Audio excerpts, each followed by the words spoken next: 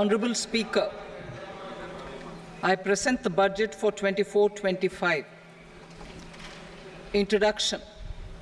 The people of India have reposed their faith in the government led by Honorable Prime Minister Shri Narendra Modi and re-elected it for a historic third term under his leadership.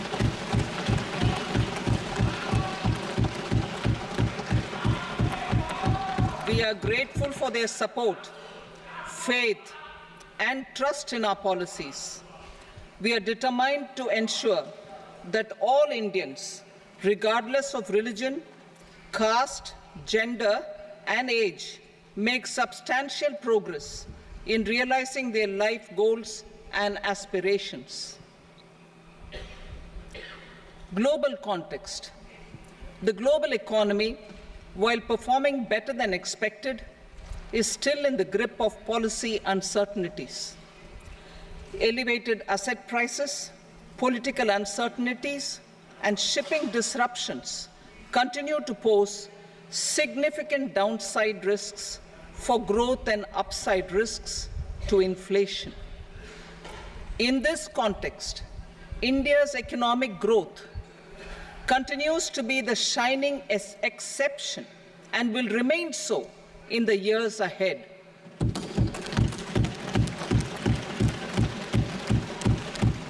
India's inflation continues to be low, stable, and moving towards the 4% target.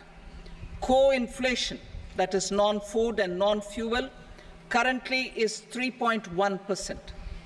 Steps are being taken to ensure supplies of perishable goods reach markets adequately. Interim budget. As mentioned in the interim budget, we need to focus on 4 major castes, namely the Garib, Mahilaye, Yuva, and Annadata, the poor, women, youth, and the farmer. For Annadata, we announced higher minimum support prices a month ago for all major crops, delivering on the promise of at least a 50% margin over costs. Pradhan Mantri Garib Kalyan Anna Yojana was extended for 5 years, benefiting more than 80 crore people.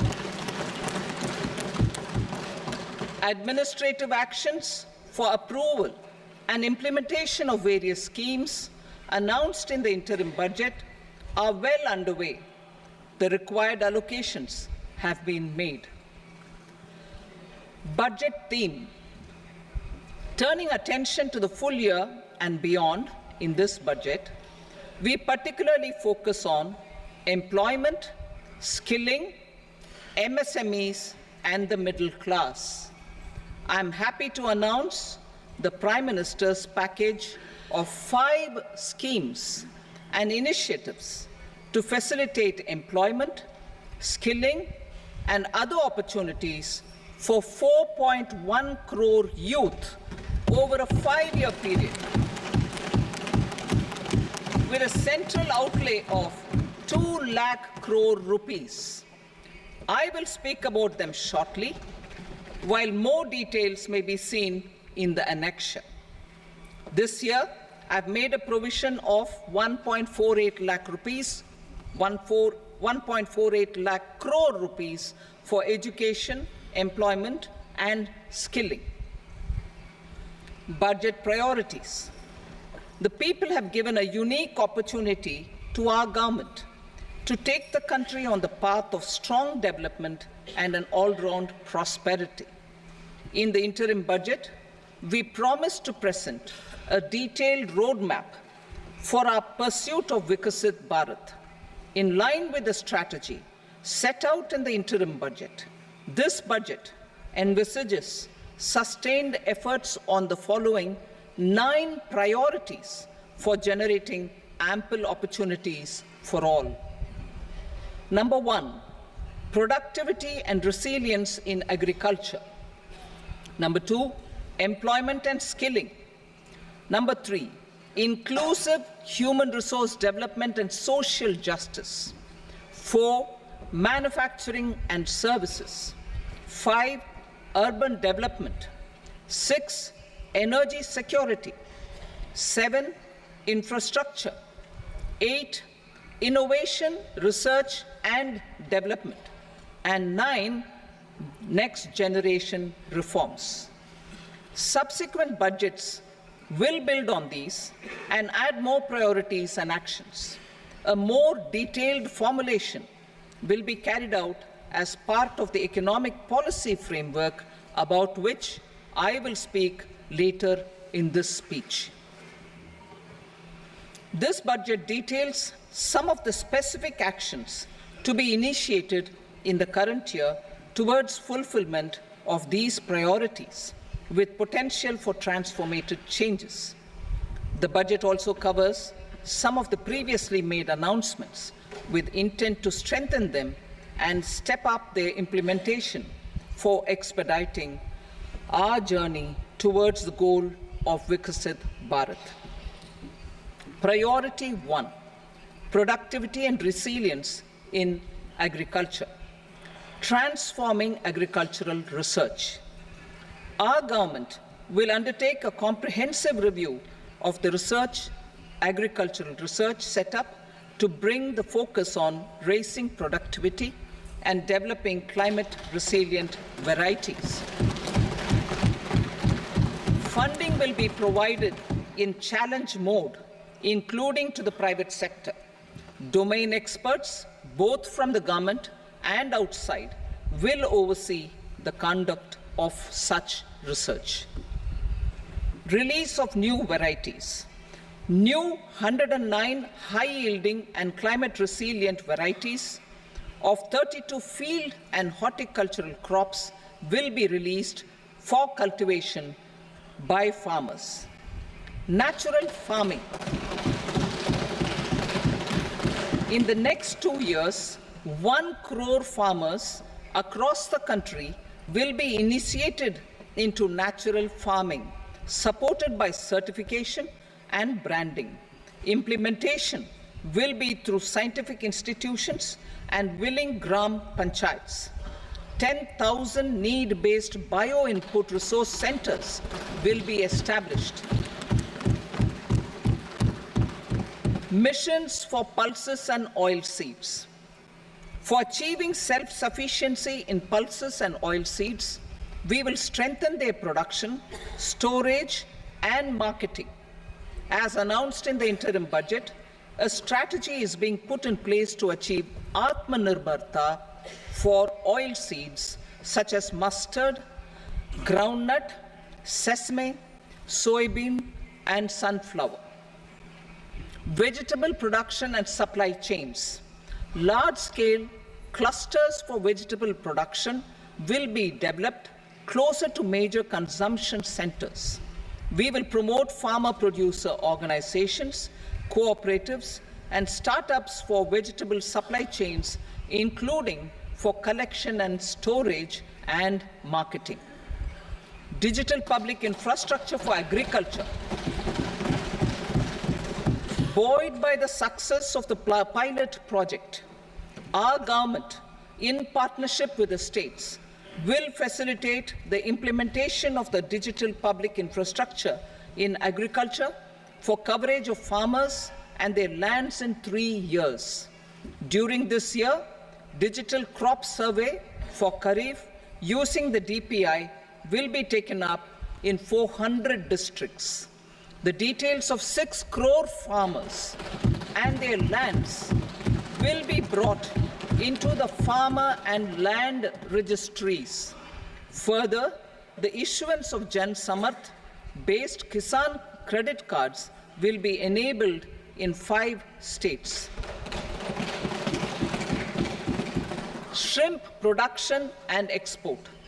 Financial support for setting up a network of nucleus breeding centers for shrimp brood stocks will be provided. Financing for shrimp farming, processing, and export will be facilitated through NABARD. national cooperation policy.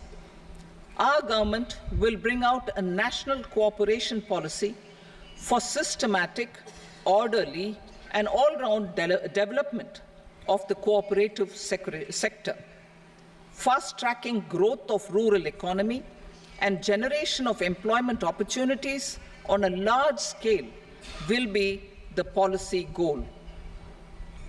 This year, I have made a provision of 1.52 lakh crore rupees for agriculture and allied sectors.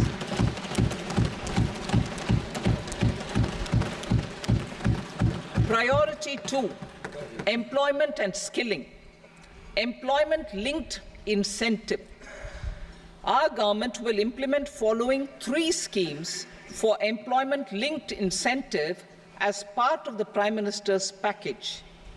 These will be based on enrollment in the EPFO and focus on recognition of first-time employees and support to employees and employers. Scheme A, first-timers. This scheme will provide 1 month wage to all persons newly entering the workforce in all formal sectors.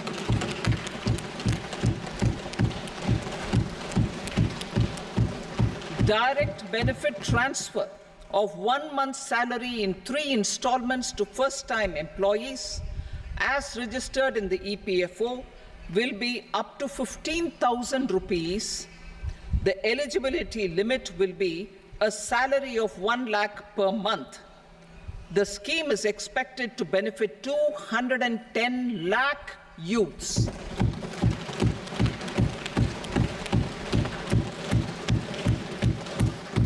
Scheme B, job creation in manufacturing.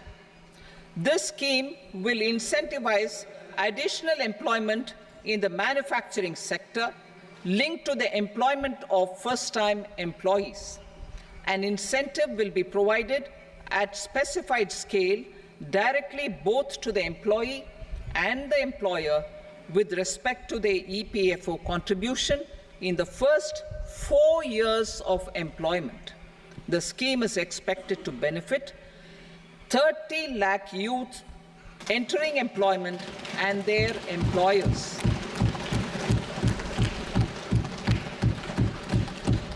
Scheme C, support to employers. This employer-focused scheme will cover additional employment in all sectors. All additional employment within a salary of 1 lakh rupee per month will be counted. The government will reimburse to employers up to 3,000 rupees per month for 2 years towards the EPFO contribution for each additional employee. The scheme is expected to incentivize additional employment of 50 lakh persons.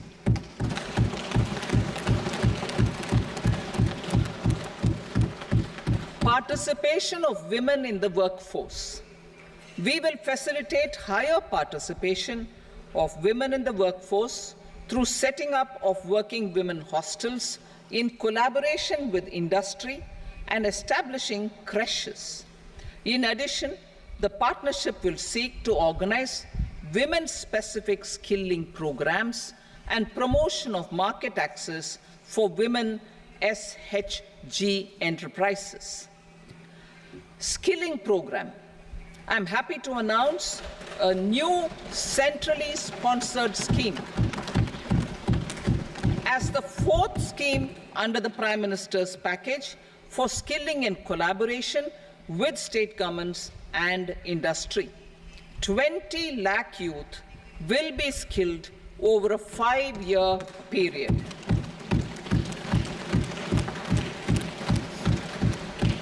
"1,000 industrial training institutes will be upgraded in hub and spoke arrangements with outcome orientation.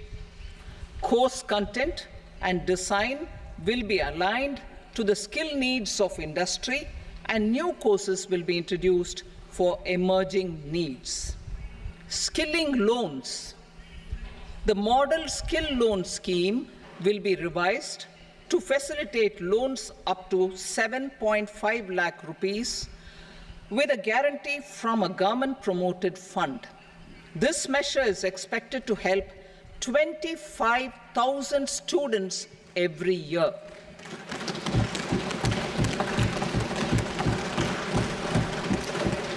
Education loans for helping our youth who have not been eligible for any benefit under government schemes and policies. I am happy to announce a financial support for loans up to 10 lakh rupees for higher education in domestic institutions.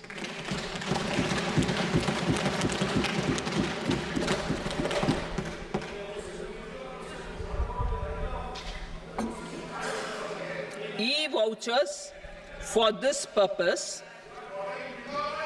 E-vouchers for this purpose will be given directly to 1 lakh students every year for annual interest subvention of 3% of the loan amount. Priority 3, inclusive human resource development and social justice, saturation approach. Our government is committed to all-round, all-pervasive, and all-inclusive development of people, particularly farmers, youth, women, and the poor. For achieving social justice comprehensively, the saturation approach of covering all eligible people through various programs, including those for education and health, will be adopted to empower them by improving their capabilities. Implementation of schemes meant for supporting economic activities by craftsmen, artisans, self-help groups, scheduled caste, scheduled tribe, and women entrepreneurs and street vendors such as the PM Vishwakarma, PM Swanidhi, National Livelihood Missions, and Stand Up India will be stepped up. Purvodaya. The states in the eastern part of the country are rich in endowments and have strong cultural traditions. We will formulate a plan, Purvodaya, for the all-round development of the eastern region of the country, covering Bihar, Jharkhand, West Bengal, Odisha, and Andhra Pradesh.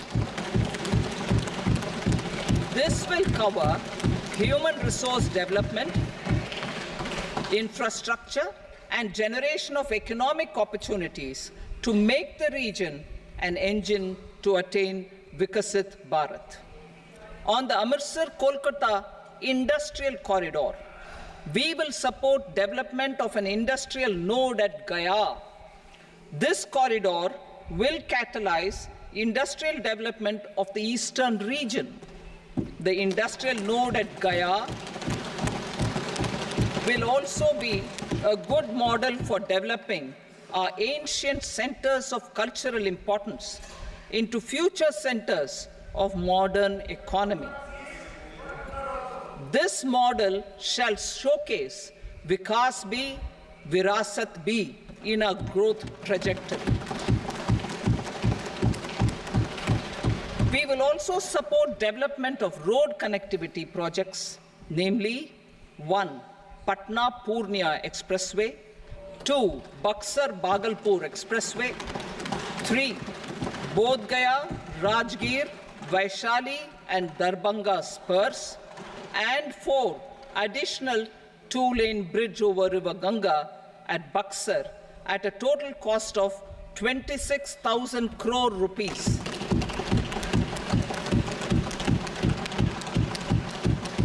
Power projects, including setting up of a new 2,400 megawatt power plant at Pir Painti, will be taken up at a cost of 21,400 crore rupees. New airports, medical colleges, and sports infrastructure in Bihar will be constructed. An additional allocation to support Capital investments will be provided. The requests of Bihar government for external assistance from multilateral development banks will be expedited.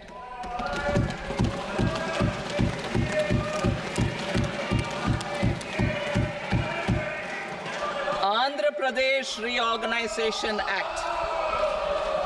Our government has made concerted efforts to fulfill the commitments in Andhra Pradesh Reorganization Act. Recognizing the state's need for the capital, recognizing the state's need for a capital, we will facilitate special financial support through multilateral development agencies.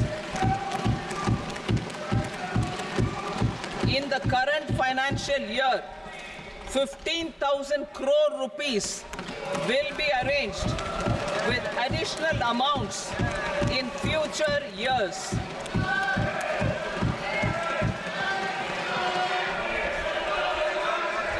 Our government is fully committed to financing and early completion of the Polavaram irrigation project, which is the lifeline for Andhra Pradesh and its farmers. This will facilitate our country's food security as well. Under the Andhra Pradesh Reorganization Act, for promoting industrial development, funds will be provided for essential infrastructure such as water, power, railways, and roads. In Kopparthi node on the Visakhapatnam-Chennai Industrial Corridor and Varavakal node on the Hyderabad-Bangalore Industrial Corridor. An additional allocation will be provided this year towards capital investment for economic growth. Grants for backward regions of Rayalaseema, Prakasham, North Coastal Andhra, as stated in the Act, will be provided. PM Awas Yojana. 3 crore additional houses under the PM Awas Yojana in rural and urban areas in the country have been announced, for which the necessary allocations are being made. Women-led development. For promoting women-led development, the budget carries an allocation of more than 3 lakh crore for schemes benefiting women and girls. This signals our government's commitment for enhancing women's role in economic development. Pradhan Mantri Janjatiya Unnat Gram Abhiyan. For improving the socio-economic condition of tribal communities, we will launch the Pradhan Mantri Janjatiya Unnat Gram Abhiyan by adopting saturation coverage for tribal families in tribal majority villages and aspirational districts.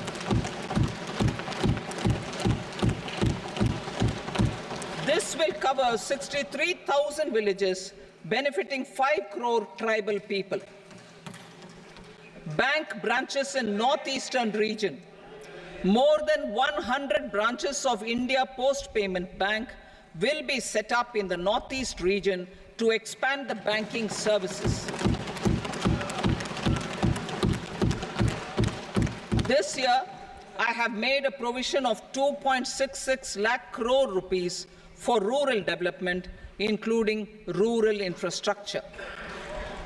Priority 4, manufacturing and services, support for promotion of MSMEs. This budget provides special attention to MSMEs and manufacturing, particularly labor-intensive manufacturing. We have formulated a package covering financing, regulatory changes, and technology support for MSMEs to help them grow and also compete globally, as mentioned in the interim budget. I am happy to announce the following specific measures. Credit guarantee scheme for MSMEs in the manufacturing sector. For facilitating term loans to MSMEs for purchase of machinery and equipment without collateral or third-party guarantee, a credit guarantee scheme will be introduced. The scheme will operate on pooling of credit risks of such MSMEs. A separately constituted self-financing guarantee fund will provide to each applicant guarantee cover up to 100 crore rupees, while the loan amount may be larger. The borrower will have to provide an upfront guarantee fee and an annual guarantee fee on the reducing loan balance. New assessment model for MSME credit. Public sector banks will build their own in-house capability to assess MSMEs for credit instead of relying on external assessment. They will also take a lead in developing or getting developed a new credit assessment model based on the scoring of digital footprints of the MSMEs in the economy. This is expected to be a significant improvement over the traditional assessment of credit eligibility based only on asset or turnover criteria. That will also cover MSMEs without a formal accounting system. Credit support to MSMEs during stress period. I'm happy to announce a new mechanism for facilitating continuation of bank credit to MSMEs during their stress period while being in special mention account, SMA stage, for reasons beyond their control. MSMEs need credit to continue their business and to avoid getting into the NPA stage. Credit availability will be supported through a guarantee from a government-promoted fund. Mudra loans. The limit of Mudra loans will be enhanced to 20 lakh from the current 10 lakh for those entrepreneurs who have availed and successfully repaid previous loans under the Tarun category. Enhanced scope for mandatory onboarding in trades. For facilitating MSMEs to unlock their working capital by converting their trade receivables into cash, I propose to reduce the turnover threshold of buyers for mandatory onboarding on the trades platform from rupees 500 crore to 250 crore rupees. This measure will bring 22 more CPSCs and 7,000 more companies onto the platform. Medium enterprises will also be included in the scope of the suppliers. SIDBI branches in MSME clusters.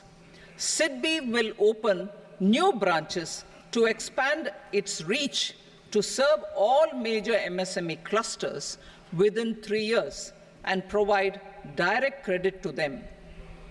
With the opening of 24 such branches this year, the service coverage will expand to 168 out of 242 major clusters. MSME units for food irradiation, quality and safety testing. Financial support for setting up of 50 multi-product food irradiation units in the MSME sector will be provided. Setting up of 100 food quality and safety testing labs with NABL accreditation will be facilitated. E-commerce export hubs. To enable MSMEs and traditional artisans to sell their products in international markets, e-commerce export hubs will be set up in public-private partnership mode. These hubs, under a seamless regulatory and logistic framework, will facilitate trade and export-related services under one roof. Measures for promotion of manufacturing and services. Internship in top companies. As the fifth scheme under Prime Minister's package, our government will launch a comprehensive scheme for providing internship opportunities in 500 top companies to 1 crore youth in 5 years. They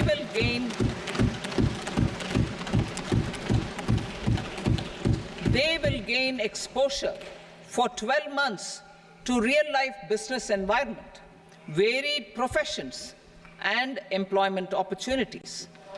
An internship allowance of 5,000 per month, 5,000 rupees per month, along with a one-time assistance of 6,000 rupees will be provided. Companies will be expected to bear the training cost and 10% of their internship cost from their CSR funds. Industrial parks. Our government will facilitate development of investment-ready, plug-and-play industrial parks with complete infrastructure in or near 100 cities in partnership with the states and private sector by better using town planning schemes. 12 industrial parks under the National Industrial Corridor Development Program also will be sanctioned.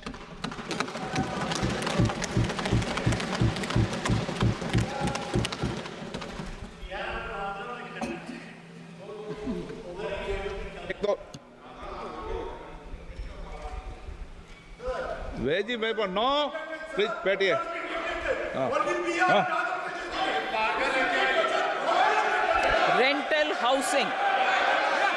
Rental housing with dormitory type accommodation for industrial workers will be, just 1 minute. Rental housing, I repeat, rental housing with dormitory type accommodation for industrial workers will be facilitated in PPP mode with VGF support and commitment from anchor industries. Shipping industry, ownership, leasing, and flagging reforms will be implemented to improve the share of Indian shipping industry and generate more employment. Critical mineral mission. We will set up a critical mineral mission for domestic production, recycling of critical minerals, and overseas acquisition of critical mineral assets. Its mandate will include technology development, skilled workforce, extended producer responsibility framework, and a suitable financing mechanism. Offshore mining of minerals. Our government will launch the auction of the first tranche of offshore blocks for mining, building on the exploration already carried out. Digital public infrastructure applications. Turning to the services sector, I propose development of DPI applications at population scale for productivity gains, business opportunities, and innovation by the private sector. These are planned in the areas of credit, e-commerce, education, health, law and justice, logistics, MSME service delivery, and urban governance. Integrated technology platform for IBC ecosystem. An integrated technology platform will be set up for improving the outcomes under the Insolvency Bankruptcy Code for achieving consistency, transparency, timely processing, and better oversight for all stakeholders. Voluntary closure of LLPs. The services of the Center for Processing Accelerated Corporate Exit, CPACE, will be extended for voluntary closure of LLPs to reduce the closure times. National Company Law Tribunals. The IBC has resolved more than 1,000 companies, resulting in direct recovery of 3.3 lakh crore to creditors.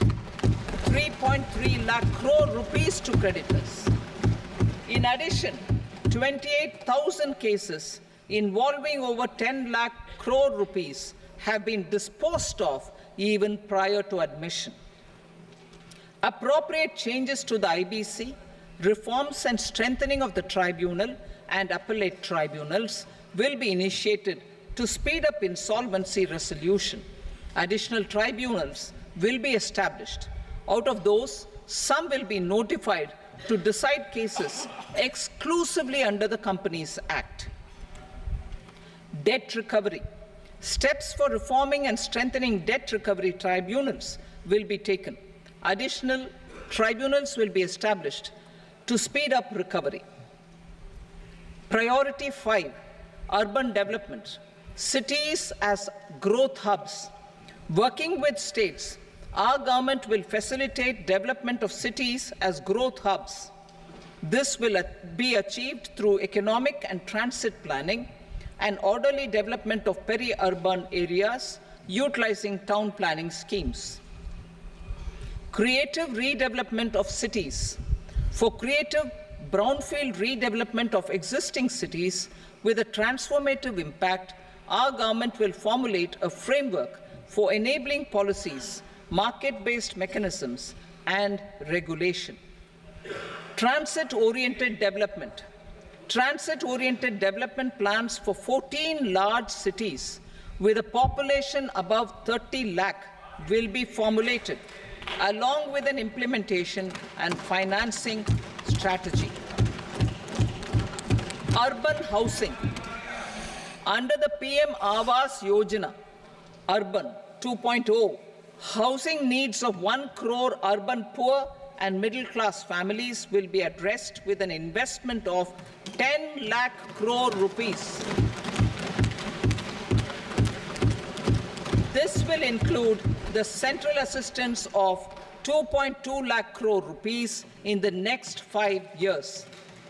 A provision of interest subsidy to facilitate loans at affordable rates is also envisaged. In addition, enabling policies and regulations for efficient and transparent rental housing markets with enhanced availability will also be put in place. Water supply and sanitation. In partnership with state governments and multilateral development banks, we will promote water supply, sewage treatments, and solid waste management projects and services for 100 large cities through bankable projects. These projects will also envisage use of treated water for irrigation and filling up of tanks in nearby areas. Street markets. Building on the success of PM Swanidhi scheme in transforming the lives of street vendors, our government envisions a scheme to support each year over the next 5 years the development of 100 weekly hearts or street food hubs in select cities. Stamp duty. We will encourage states which continue to charge high stamp duty to moderate the rates for all and also consider further lowering duties for properties purchased by women. This reform will be made an essential component of urban development schemes. Priority 6, energy security, energy transition. In the interim budget, I had announced our strategy to sustain high and more resource-efficient economic growth, along with the energy security in terms of availability, accessibility, and affordability. We will bring out a policy document on appropriate energy transition pathways that balances the imperatives of employment, growth, and environmental sustainability. PM Surya Ghar Muft Bijli Yojana. PM Surya Ghar Muft Bijli Yojana. In line with the announcement in the interim budget, In line with the announcement in the interim budget, PM Surya Ghar Muft Bijli Yojana has been launched to install rooftop solar plants to enable 1 crore households obtain free electricity up to 300 units every month. The scheme has generated remarkable response with more than 1.28 crore registrations and 14 lakh applications, and we will further encourage it. Pumped storage policy. A policy for promoting pumped storage projects will be brought out for electricity storage and facilitating smooth integration of the growing share of renewable energy with its variable and intermittent nature in the overall energy mix. Research and development of small and modular nuclear reactors. Nuclear energy is expected to form a very significant part of the energy mix for Vikasit Bharat. Towards that pursuit, our government will partner with the private sector for 1. Setting up Bharat Small Reactors, 2. Research and development of Bharat Small Modular Reactor, and 3. Research and development of newer technologies for nuclear energy. The R&D funding announced in the interim budget will be made available for this sector also. Advanced ultra supercritical thermal power plants. The development of indigenous technology for advanced ultra supercritical thermal power plants with much higher efficiency has been completed. A joint venture between NTPC and BHEL will set up a full-scale 800 megawatt commercial plant using AUSC technology. The government will provide the required fiscal support.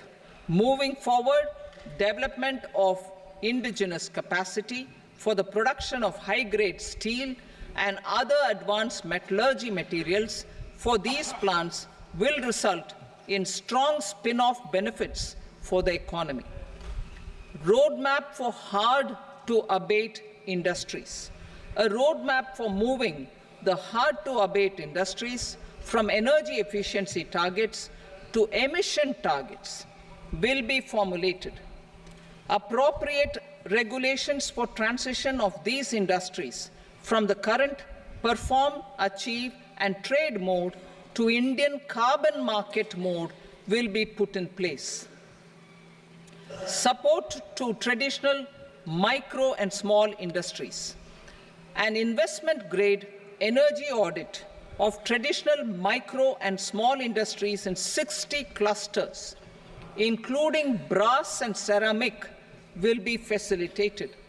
Financial support will be provided for shifting them to cleaner forms of energy and implementation of energy efficiency measures. The scheme will be replicated in another 100 clusters in the next phase. Priority 7, infrastructure investment by central government. Significant investment the central government has made over the years in building and improving infrastructure has had a strong multiplier effect on the economy. We will endeavor to maintain strong fiscal support for infrastructure over the next 5 years in conjunction with imperatives of other priorities and fiscal consolidation. This year, I have provided 11,11,111 crore rupees for capital expenditure. This would be 3.4% of our GDP. Infrastructure investment by state governments. We will encourage states to provide support of similar scale for infrastructure, subject to their development priorities.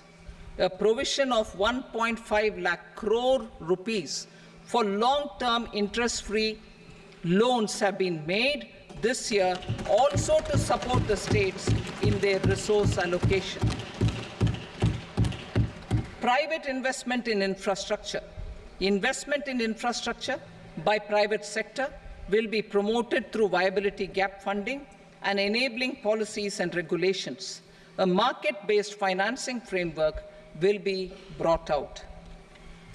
Pradhan Mantri Gram Sadak Yojana, Phase 4 of the PMGSY will be launched to provide all-weather connectivity to 25,000 rural habitations,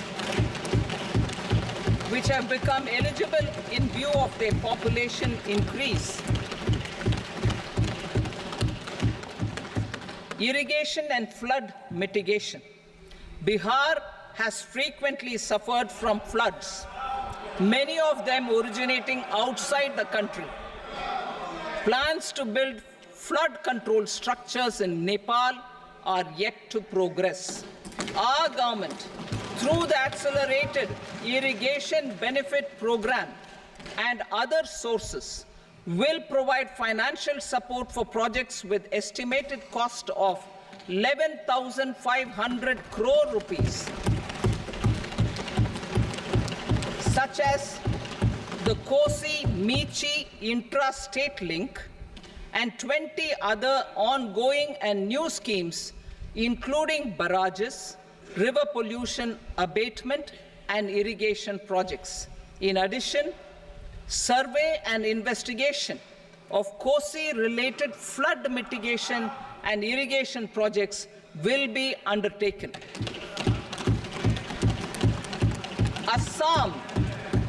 Assam grapples with floods every year by the Brahmaputra River and its tributaries originating outside India. We will provide assistance to Assam for flood management and related projects.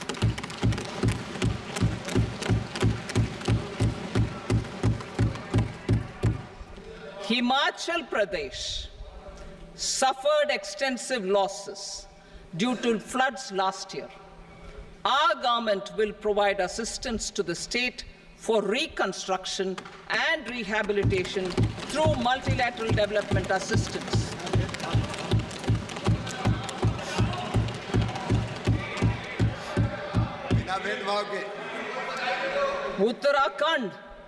Uttarakhand too suffered losses due to cloudbursts and massive landslides.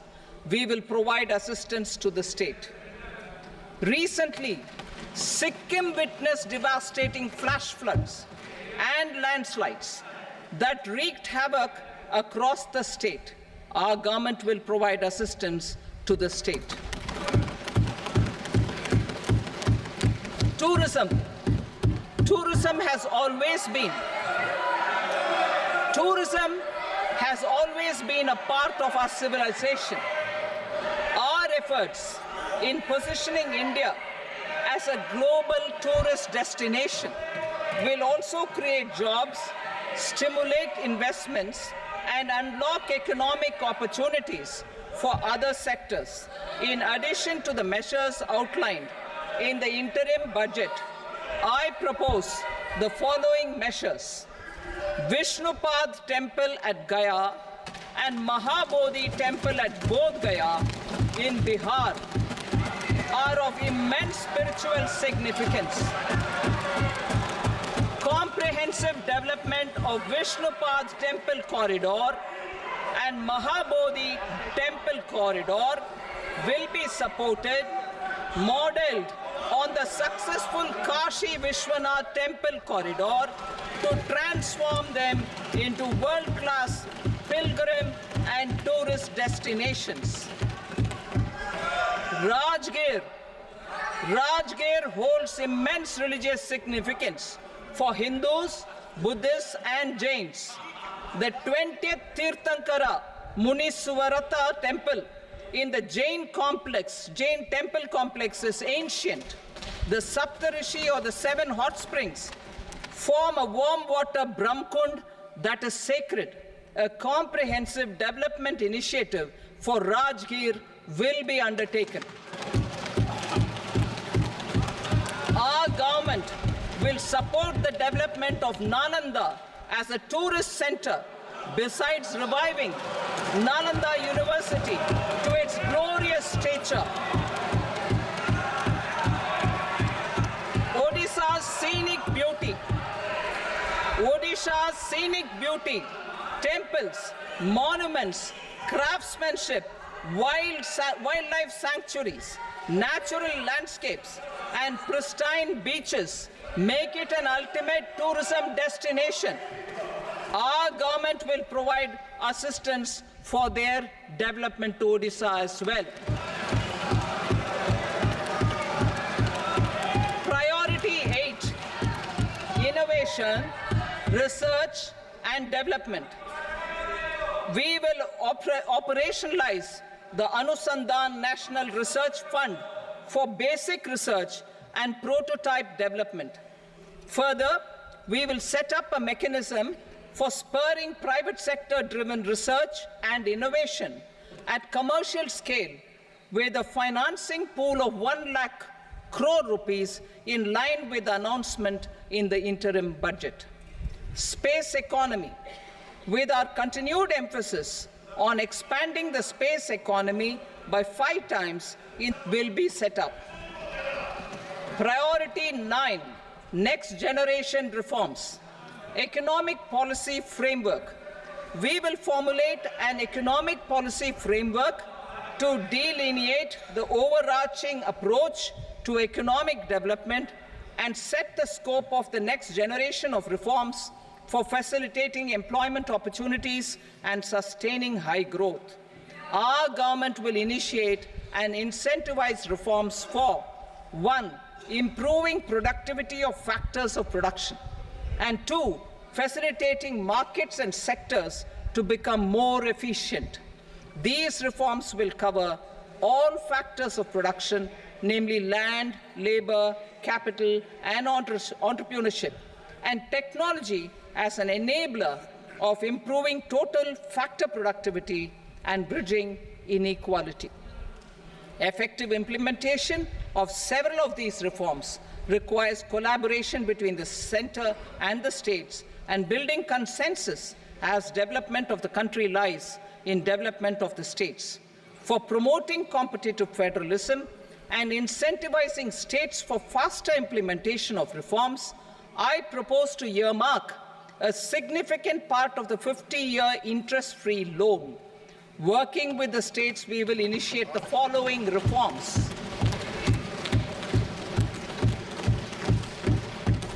Land-related reforms and actions, both in the rural and urban areas, will cover land administration, will cover 1. Land administration, planning and management, and 2.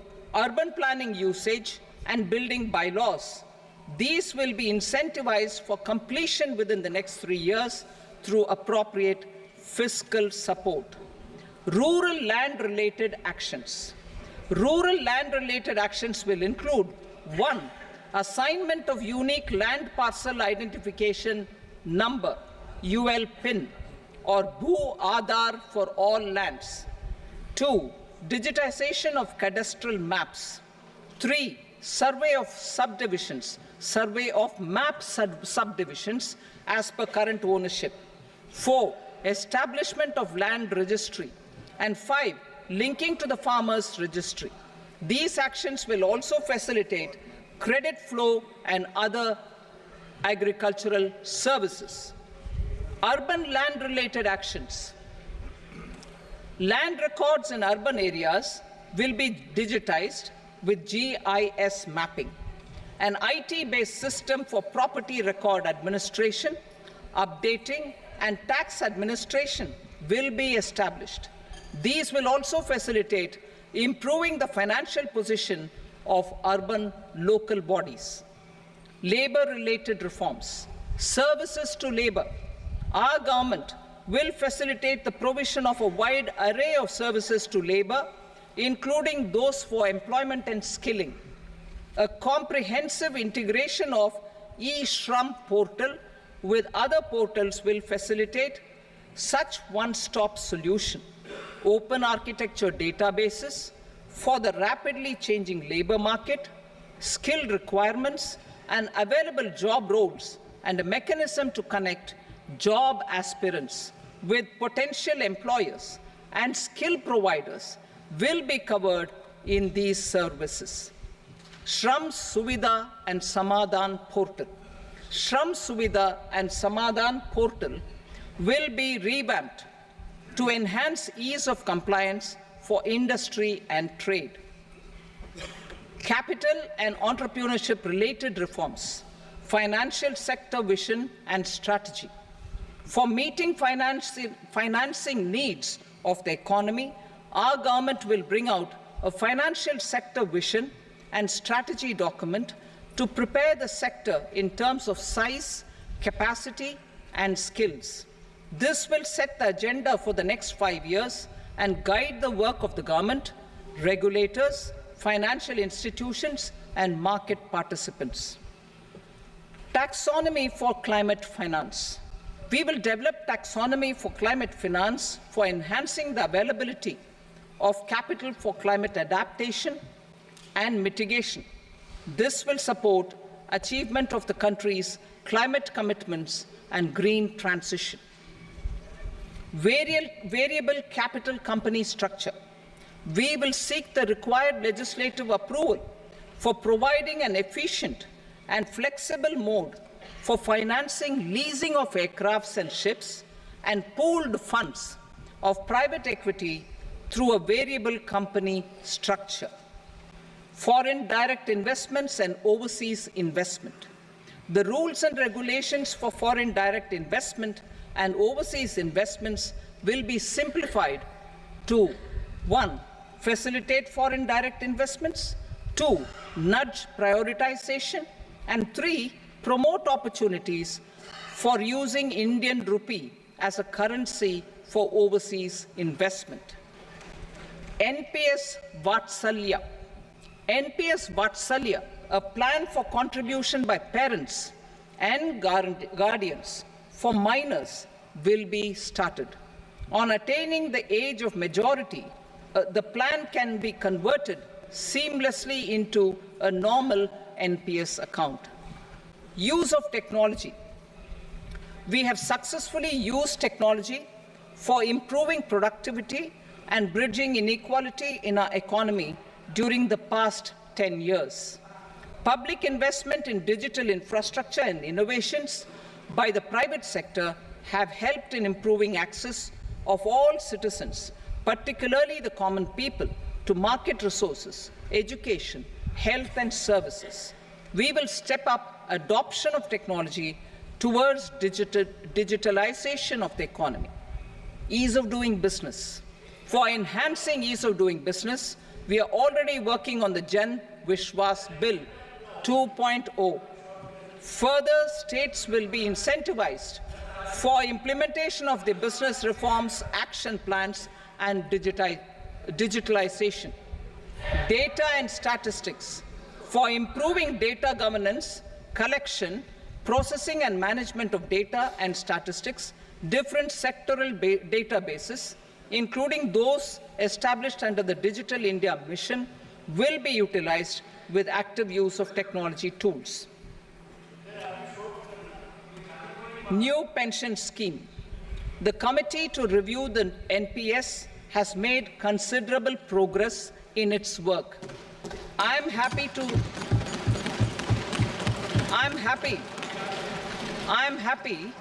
that the staff side of the National Council of the Joint Consultative Machinery for Central Government Employees has taken a constructive approach.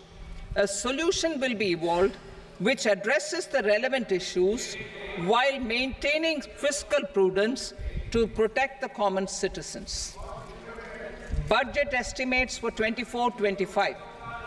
For the year 24-25, total receipts other than borrowings and the total expenditure are estimated at 32.07 lakh crore rupees and 48.21 lakh crore rupees respectively.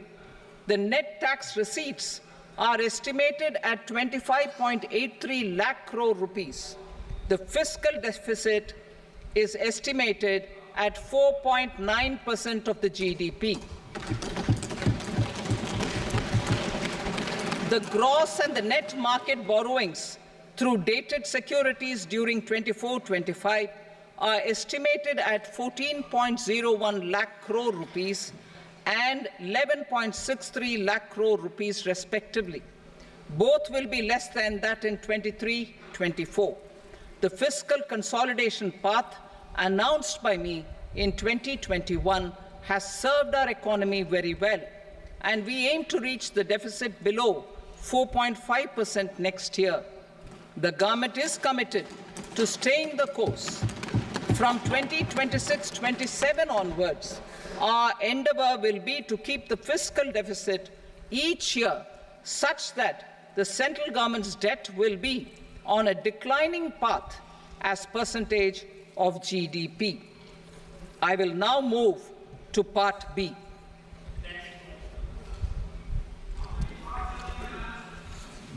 Indirect taxes. Sir, I start with GST. It has decreased tax incidence on the common man, reduced compliance burden and logistics cost for trade and industry, and enhanced revenues of the central and the state governments. It is a success of vast proportions. To multiply the benefits of GST, we will strive to further simplify and rationalize the tax structure and endeavor to expand it to the remaining sectors.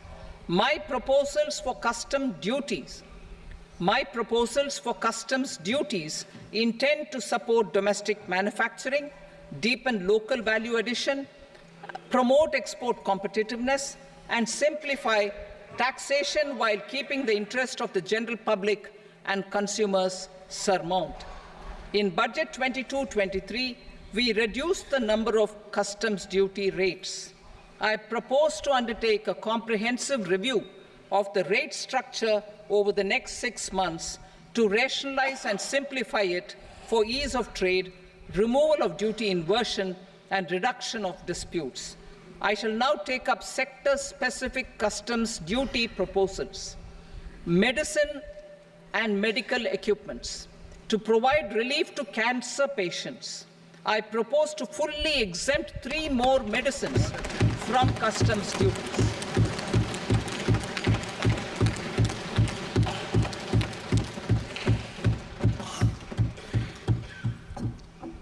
I also propose changes in the BCD on X-ray tubes and flat panel detectors for use in medical X-ray machines under the phased manufacturing program so as to synchronize them with the domestic capacity addition. Mobile phone and related parts. With a 3-fold increase in domestic production and almost a 100-fold jump in exports of mobile phones over the last 6 years, the Indian mobile industry has matured. In the interest of consumers, I now propose to reduce the BCD on mobile phone, mobile PCBA, and mobile charger to 15%. Critical minerals. Minerals such as lithium, copper, cobalt, and rare earth elements are critical for sectors like nuclear energy, renewable energy, space, defense, telecommunications, and high-tech electronics. I propose to fully exempt customs duties on 25 critical minerals and reduce BCD on 2 of them. This will provide a major fillip to the processing and refining of such minerals and help secure their availability for these strategic and important sectors. Solar energy. Energy transition is critical in the fight against climate change. To support energy transition, I propose to expand the list of exempted capital goods for use in the manufacture of solar cells, and panels in the country. Further, in view of sufficient domestic manufacturing capacity of solar gas, glass and tinned copper interconnect, I propose not to extend the exemption of custom duties provided to them. Marine products. India's seafood exports in the last financial year touched an all-time high of more than 60,000 crores of rupees. Frozen shrimp accounted for about 2/3 of these exports. To enhance their competitiveness, I propose to reduce BCD on certain broodstock, polychaete worms, shrimp, and fish feed to 5%. I also propose to exempt customs duty on various inputs for manufacture of shrimp and fish feed. Leather and textile. Similarly, to enhance the competitiveness of exports in the leather and textile sectors, I propose to reduce BCD on real down-filling material from duck or goose. I am also making additions to the list of exempted goods for manufacture of leather and textile garments, footwear, and other leather articles for export. To rectify inversion in duty, I propose to reduce BCD subject to conditions on methylene diphenyl diisocyanate, MDI, for manufacture of spandex yarn from 7.5 to 5%. Furthermore, the export duty structure on raw hides, skin, and leather is proposed to be simplified and rationalized. Precious metals. To enhance domestic value addition in gold and precious metal jewelry in the country, I propose to reduce customs duties on gold and silver to 6% and that of platinum to 6.4%. Other metals. Steel and copper are important raw materials. To reduce their cost of production, I propose to remove the BCD on ferronickel and blister copper. I am also continuing with nil BCD on ferrous scrap and nickel cathode and concessional BCD of 2.5% on copper scrap. Electronics. To increase value addition in the domestic electronics industry, I propose to remove the BCD subject to conditions on oxygen-free copper for manufacture of resistors. I also propose to exempt certain parts for manufacture of connectors. Chemicals and petrochemicals. To support existing and new capacities in the pipeline, I propose to increase the BCD on ammonium nitrate from 7.5% to 10%. Plastics. PVC flex banners are non-biodegradable and hazardous for environment and health. To curb their imports, I propose to raise the BCD on them from 10 to 25%. Telecommunication equipment. To incentivize domestic manufacturing, I propose to increase the BCD from 10 to 15% on PCBA of specified telecom equipment. Trade facilitation. To promote domestic aviation and boat and ship MRO, I propose to extend the period for export of goods imported for repairs from 6 months to 1 year. I'll read that again.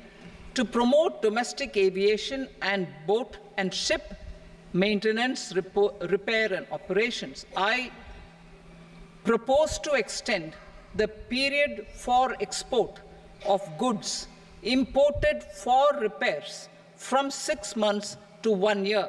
In the same vein, I propose to extend the time limit for re-import of goods for repairs under warranty from 3 to 5 years. I now move to direct taxes. We will continue our efforts to simplify taxes, improve taxpayer services, provide tax certainty, and reduce litigation while enhancing revenues for funding the development and welfare schemes of the government. It has been our endeavor to simplify taxation. We have taken a number of measures in the last few years, including introduction of simplified tax regimes without exemptions and deductions for corporate tax and for personal income tax. This has been appreciated by taxpayers. 58% of corporate tax came from the simplified tax regime in the financial year 22-23.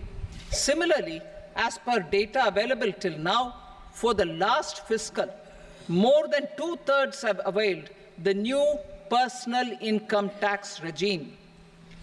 Comprehensive review of the Income Tax Act. I am now announcing a comprehensive review of the Income Tax Act 1961. The purpose is to make the Act concise, lucid, easy to read and understand. This will reduce disputes and litigation, thereby providing tax certainty to the taxpayers. I will also bring down the demand embroiled in litigation. It is proposed to be completed in 6 months. A beginning is being made in the finance bill by simplifying the tax regime for charities, tedious rate structures, provisions of reassessment and such provisions, and capital gains taxation. Simplification for charities and tedious. Two tax exemption regimes. The two tax exemption regimes for charities are proposed to be merged into one. The 5% tedious rate on many payments is being merged into the 2% tedious rate, and the 20% tedious rate on repurchase of units by mutual funds or UTI is being withdrawn.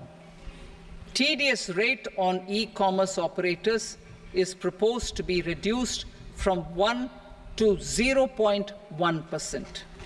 Moreover, credit of TCS is proposed to be given in the TDS to be deducted on salary. Further, I propose to decriminalize delay for payment of TDS up to the due date of filing statement for the same. I also plan to provide a standard operating procedure for TDS defaults and simplify and rationalize the compounding guidelines for such defaults. Simplification of reassessment. I propose to thoroughly simplify the provisions for reopening and reassessment.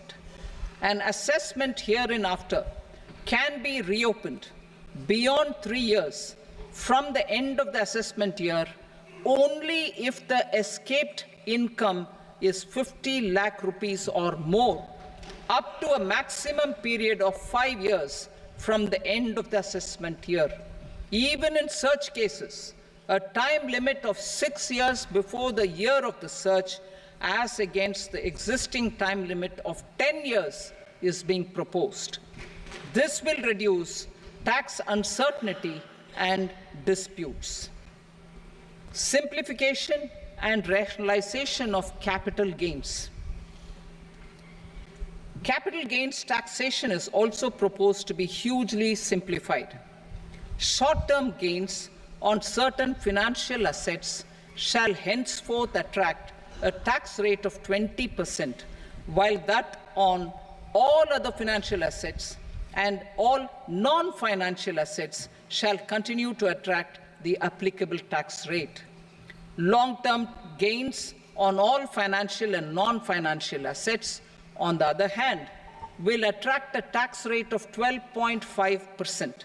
For the benefit of the lower and the middle income classes, I propose to increase the limit of exemption of capital gains on certain financial assets to 1.25 lakh rupees per year.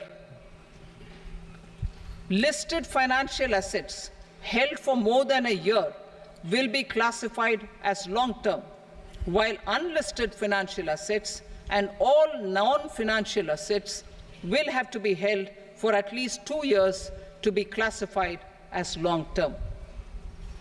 Unlisted bonds and debentures, debt mutual funds, and market-linked debentures, irrespective of holding period, however, will attract tax on capital gains at applicable rates. Taxpayer services.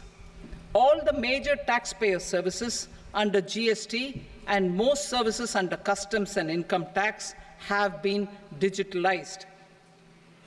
All remaining services of customs and income tax, including rectification and order giving effect to appellate orders, shall be digitalized and made paperless over the next 2 years. Litigation and appeals. While our concerted efforts to reduce pendency of appeals at various appellate fora are beginning to show good results, it will continue to engage our highest attention. To dispose of the backlog of first appeals, I plan to deploy more officers to hear and decide such appeals, especially those with large tax effect. For resolution of certain income tax disputes pending in appeal, I am also proposing Vivad Se Vishwas Scheme 2024.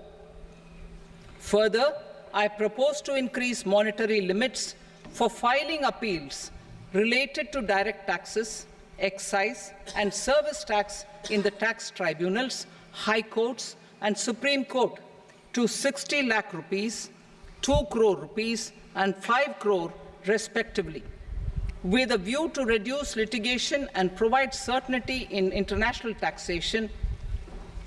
We will expand the scope of safe harbor rules and make them more attractive. We will also streamline the transfer pricing assessment procedure. Employment and investment. I have a few proposals to promote investment and foster employment. First of all, to bolster the Indian startup ecosystem, boost the entrepreneurial spirit, and to support innovation, I propose to abolish the so-called angel tax for all classes of investors. Second, there is tremendous potential for cruise tourism in India. To give a fillip to this employment-generating industry, I am proposing a simpler tax regime for foreign shipping companies operating domestic cruises in the country. Third, India is a world leader in the diamond cutting and polishing industry, which employs a large number of skilled workers. To further promote the development of this sector, we would provide for safe harbor rates for foreign mining companies selling raw diamonds in the country. Fourth, to attract foreign capital for our development needs, I propose to reduce the corporate tax rate on foreign companies from 40 to 35%. Deepening the tax base. I have a couple of proposals for deepening the tax base. First, security transaction tax on futures and options of securities is proposed to be increased to 0.02% and 0.1% respectively. Second, for reasons of equity, I propose to tax income received on buyback of shares in the hands of recipients. Other proposals: to improve social security benefits, deduction of expenditure by employers towards NPS is proposed to be increased from 10 to 14% of the employee's salary. Similarly, deduction of this expenditure up to 14% of salary from the income of employees in private sector, public sector banks, and undertakings opting for the new tax regime is proposed to be provided. Indian professionals working in multinationals get ESOPs and invest in social security schemes and other movable assets abroad. Non-reporting of such small foreign assets has penal consequences under the Black Money Act. Such non-reporting of movable assets up to 20 lakh rupees is proposed to be depenalized. Other major proposals in the finance bill relate to withdrawal of equalization levy of 2%, expansion of tax benefits to certain funds and entities in IFSCs, and immunity from penalty and prosecution to Benamidar on full and true disclosure so as to improve conviction under the Benami Transaction Prohibition Act 1988. Personal income tax. Coming to personal income tax rates, I have two announcements to make for those opting for the new tax regime. First, the standard deduction for salaried employees is proposed to be increased from 50,000 to 75,000 rupees.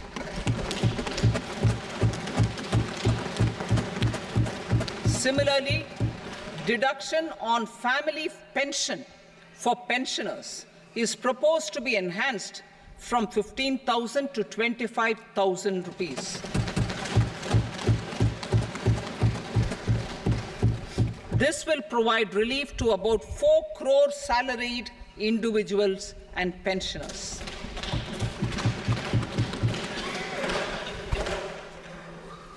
Second, in the new tax regime, the tax rate structure is proposed to be revised as follows: 0 to 3 lakh rupees, nil; 3 to 7 lakh rupees, 5%; 7 to 10 lakh rupees, 10%; 10 to 12 lakh rupees, 15%; 12 to 15 lakh rupees, 20%; and above 15 lakh rupees, 30%.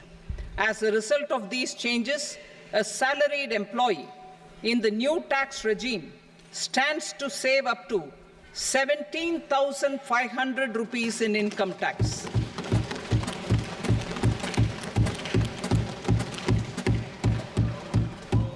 Apart from these, I am also making some other changes as given in the annexure.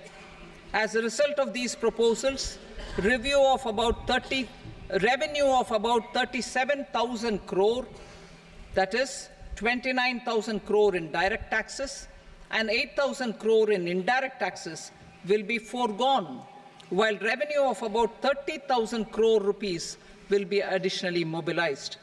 Thus, the total revenue foregone is about 7,000 crores annually.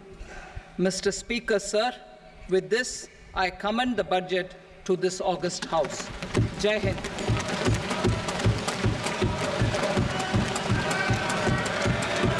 Item number 2.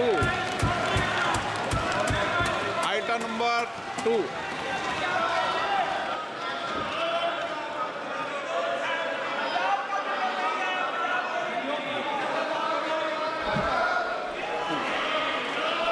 Sir, with your permission, I rise to lay on the table the following statements under Section 3 of the Fiscal Responsibility and Budget Management, FRBM Act 2003, Medium-Term Fiscal Policy cum Fiscal Policy Strategy Statement, and Macroeconomic Framework Statement. Item number 3. Sir, with your permission, I rise to move for leave to introduce the Finance Number 2 Bill 2024. प्रश्न ये कि विधेयक को पुनर्स्थापित करने की अनुमति प्रदान की जाए। जो सदस्य इसके पक्ष में हाँ कहें, जो सदस्य विरोध में ना कहें। मेरे विचार में निर्णय हाँ वालों के पक्ष में अनुमति प्रदान की जाती है। माननीय मंत्री जी, अब विधेयक पुनर्स्थापित करें। Sir, I introduce the bill. Item number 4. The Union Territory of Jammu and Kashmir budget. Sir, I rise to present a statement, Hindi and English versions, of the estimated receipts and expenditure of the Union Territory of Jammu and Kashmir for the year 24-25. सभा की कार्रवाई कल बुधवार दिनांक 24 जुलाई 2024 को प्राप्त 11 बजे तक के लिए स्थगित की जाती है।